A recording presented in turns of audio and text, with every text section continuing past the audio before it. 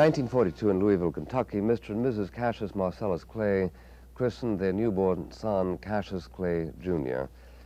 22 years later, Cassius Clay renounced his name and its associations and elected to call himself Muhammad Ali, which is, of course, how we shall refer to him tonight, even as tomorrow, should he change his name back, we would refer to him as Cassius Clay. In changing his name, Muhammad Ali intended to disavow his culture and to adopt membership in the black Muslim movement of which he is an apostle.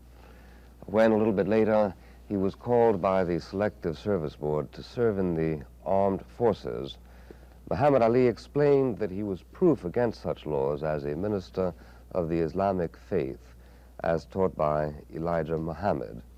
The courts were not impressed. The boxing commissioners stripped him of his boxing crown, and very soon, assuming the Supreme Court of the United States goes along, Muhammad Ali will go to jail or renounce his citizenship and forfeit his bail. Muhammad Ali defended his world heavyweight crown 6 times in 11 months and won them all. His career as a boxer, until he dropped Sonny Liston dead in his tracks, was ridiculed as primarily an act of self-promotion, an art at which young Cassius Clay was greatly proficient. "I'm the greatest," he told everyone. "They all must fall in the round I call," he versified. And just about the time that he had established his supremacy beyond reasonable doubt, he felt the afflatus of Elijah Muhammad, and here we are. He had been something very special. Quotes, "I was the onlyest boxer in history. People asked questions like a senator," he had said. But even so, he wouldn't have it otherwise. I should like to begin by asking Mr. Ali, what makes him believe that the same country that glorified Joe Louis would want to persecute you? First of all, I would like to thank you for the brief introduction. You covered a lot of space in such a short time. You did make a few points that I would like to straighten up, and I'm sure you did this without knowledge of what you were saying. When I did not take the name, or just name myself Cassius Clay, this is an honorable name, Muhammad Ali, given to me by my religious leader and teacher, the Honorable Elijah Muhammad. And I would like to say that Muhammad means in Arabic, one who's worthy of praise is one praiseworthy, and Ali means the Most High. But the slave name Clay meant dirt with no ingredients. But what the slave word which? Clay means dirt with no ingredients. Names have meanings in different countries. And I also would like to say that I'm not an apostle of the Muslim religion. We believe that the Honorable Elijah Muhammad is the apostle of Allah, God, but I'm only a helper and a minister of his. And I also like to say that you mentioned that when I accepted Cassius Clay, I disowned or disannounced my culture. Well, I did not disregard my culture. If I did, it was the white American culture.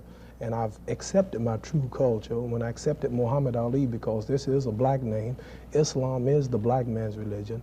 And so I would like to say that I would like to clarify that point, that I reclaimed my real culture, and that's being a black man and wearing a black name with a black body and not a white name. So I want to say that I didn't disown my culture. But I would say I've put down a lot of the white American culture and ways and beliefs. And answering your last question about Joe Louis and me, why was he so praised and me not? Well, I would like to speak from my knowledge. The reason I can see is Joe Louis was what you would call, or what a white would call, a good red-blooded American boy who went to the army and told the world we must fight for our country.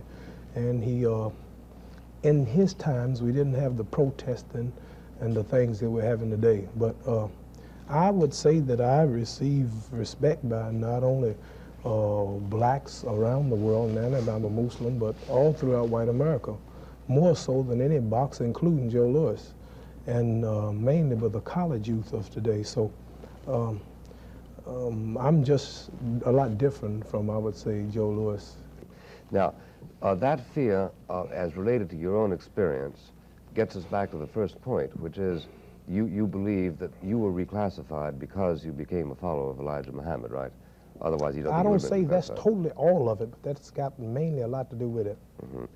Because I see from the Liberator magazine, the socialist magazine published by the Afro-American organization, They say, whatever the government's reasons, most black people are convinced that Muhammad Ali was victimized because he is black, because he is a member of the country's most vulnerable minority.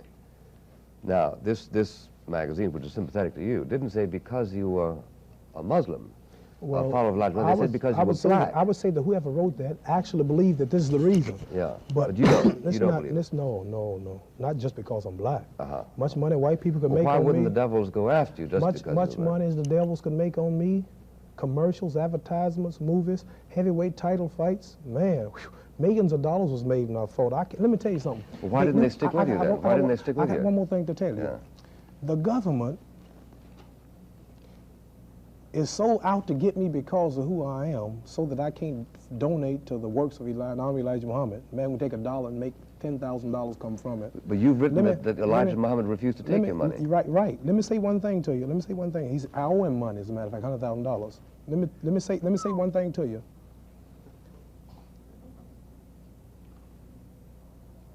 I forgot what I was going to say. I'm thinking so. What were we talking about? Well, you were saying about why they went after you. Oh, right. I'm thinking ahead of myself. Right. See, you're a wise man, and you make a man think.